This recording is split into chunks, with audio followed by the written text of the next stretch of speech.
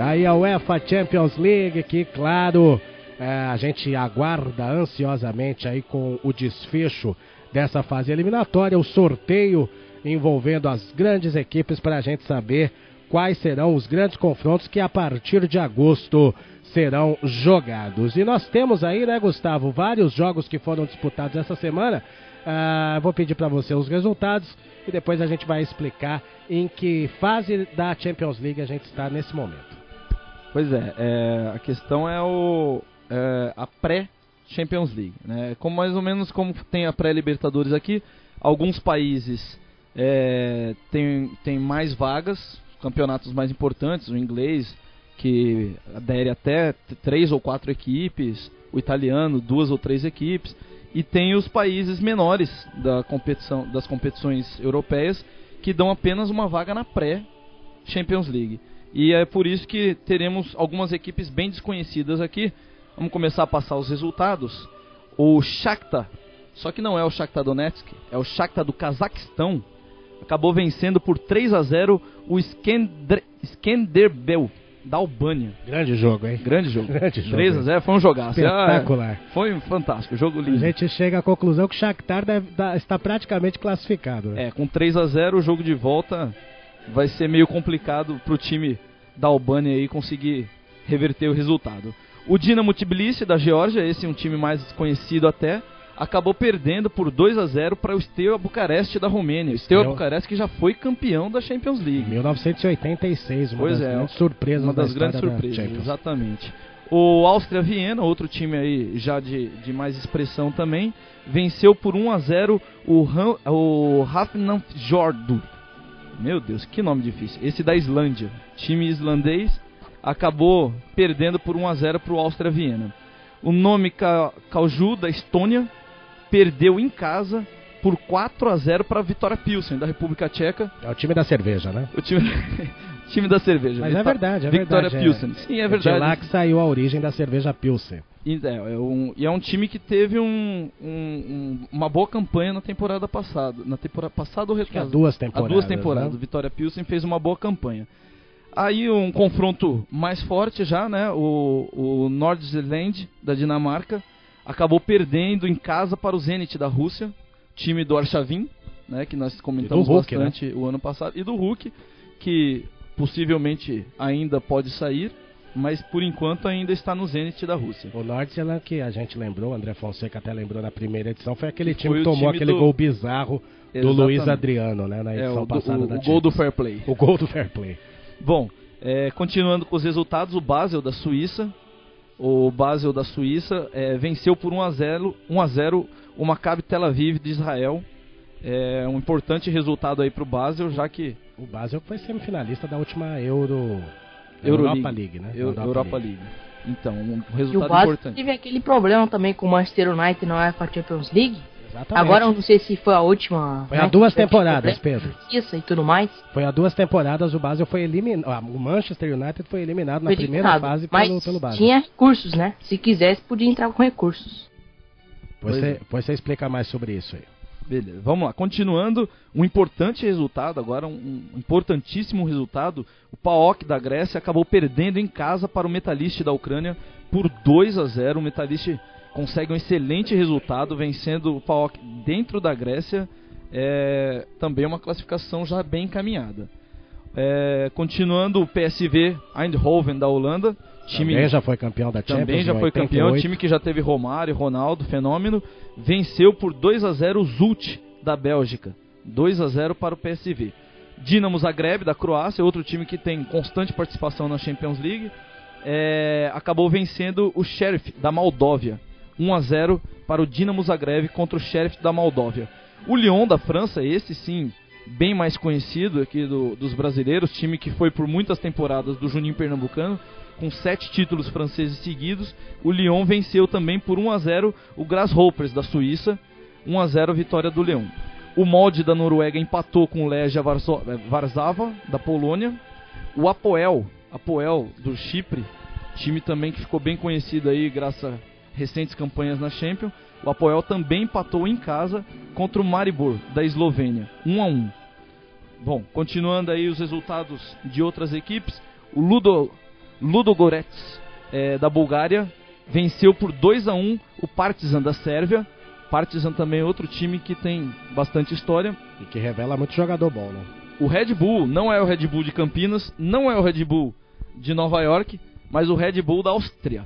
O Red Bull Salzburg da Áustria empatou com o Fenerbahçe da Turquia por 1-1 também. O gol do Christian de pênalti no último minuto da partida. O Christian, ex-Corinthians. E o Celtic, outro famoso time aí, o Celtic da Escócia, venceu por 1-0 o Elfsborg da Suécia.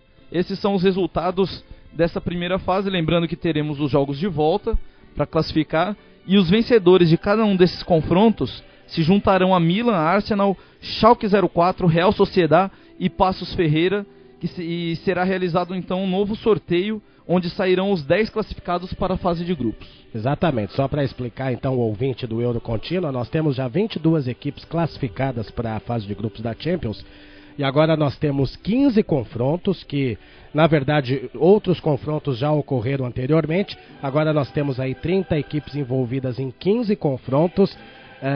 Claro, sairão 15 times que se juntarão a esses 5 citados pelo Gustavo Maciel, ou seja, mais 20, e aí mais 10 confrontos. Esses 10 classificados da próxima fase se juntarão aos 22 já classificados, e aí teremos então os 32 times garantidos na fase de grupos da Champions. Pois é complexo, mas com um pouquinho de carinho dá para entender. São 2 pré-Champions League. Aqui na Libertadores, para quem é mais popularizado com a Libertadores, temos apenas uma pré-Libertadores, né, uma fase onde os campeões, os vencedores de cada confronto entram direto nos grupos.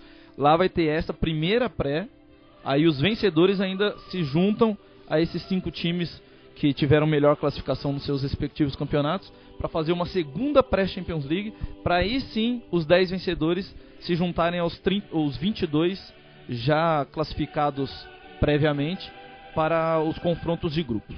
Exatamente, e a gente lembra, né, que o Platini, presidente da UEFA, exigiu que houvesse essa maior diversificação nos confrontos e até abriu o leque para que outros países menos expressivos pudessem ter a chance de participar da Champions, para contemplar todos os campeões nacionais, né? Muita gente critica, muita gente pensa só na questão técnica, mas a gente tem que levar em consideração, né, Gustavo, que a Europa ela é grande demais, e eu acho que perfeitamente justificável que todos os países tenham a sua oportunidade, pelo menos, de tentar disputar a principal competição do planeta, né? Pois é, e a principal bandeira do Platini é trazer o futebol dessas pequenas ligas, né, dessas ligas de menor expressão, ser mais visualizado. Não à toa a última edição da Euro ocorreu em 2 países de menor expressão, Polônia e Ucrânia. Claro que é uma questão política também, né? Afinal, o Platini precisa de votos e o voto de Luxemburgo é o mesmo voto. O voto de Luxemburgo vale tanto quanto da Inglaterra. Então, mas eu acho que acaba sendo justo do ponto de vista esportivo também.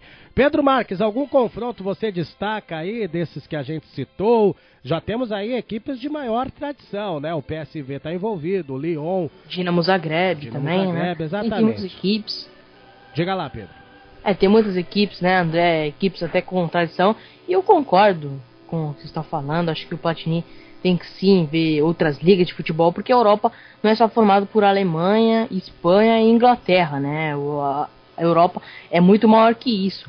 E eu só queria destacar o Apoel, né? Quem ouviu o programa passado, o nome do time não seria Apoel, seria Atléticos Podosféricos Omilos Elinon Lefkosios. Mas se você junta todas as siglas, fica Apoel Futebol Clube, né? E assim ficou até mais fácil para a abreviação dos jornalistas, né? Ainda bem que chama Apoel, né, Pedrinho? Facilita bastante a vida de todo mundo. Já pensou se a gente tivesse que dizer tudo isso, hein? Por isso que foi abreviado, né? Para salvar a vida de todos. Tá certo, então, Pedro Marques dando sua opinião. Time de Nicosia, né? Que tem alguns brasileiros, se destacou na última, sem ser essa edição 2011-2012. Até que foi e se não me engano, foi há 3 edições atrás que o Apoel até passou da fase de grupos, foi eliminado, se não me engano, pelo Real Madrid. Isso, nas quartas. Exatamente, o Apoel que chegou longe. O Shakhtar Donetsk também, na fase de grupos. Exatamente, o Apoel é uma equipe aí, não digo tradicional, mas uma equipe já mais conhecida do grande público que acompanha futebol europeu.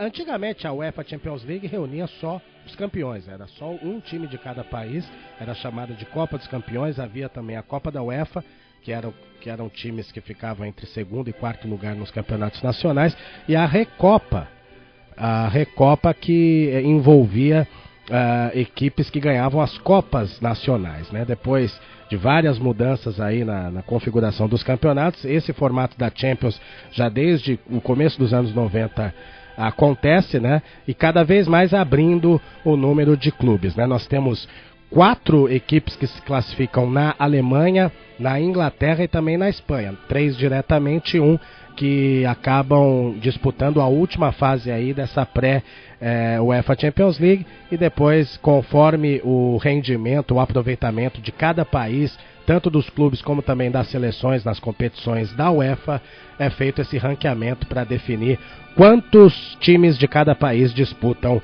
a UEFA Champions League, não é isso, Gustavo? Exatamente, que é um fator bem mais interessante do que o que acontece aqui, que acaba ficando todo ano o Brasil com 5, 6 vagas na Libertadores, a Argentina com 4, 5, e as demais equipes com 1 ou 2 vagas apenas. Lá tem essa questão do aproveitamento do país na competição, que aumenta ou diminui na temporada seguinte o número de vagas para a Champions League. Perfeito, perfeito. Então esse foi o recado aí da UEFA Champions League. É claro que nós estamos ansiosos para termos a definição dos 32 clubes que vão disputar a fase de grupos. Aí o sorteio, aí realmente o bicho pega. Jogos imperdíveis. Até o final deste ano é concluída a fase de grupos, e a partir do ano que vem o mata-mata a partir das oitavas de final.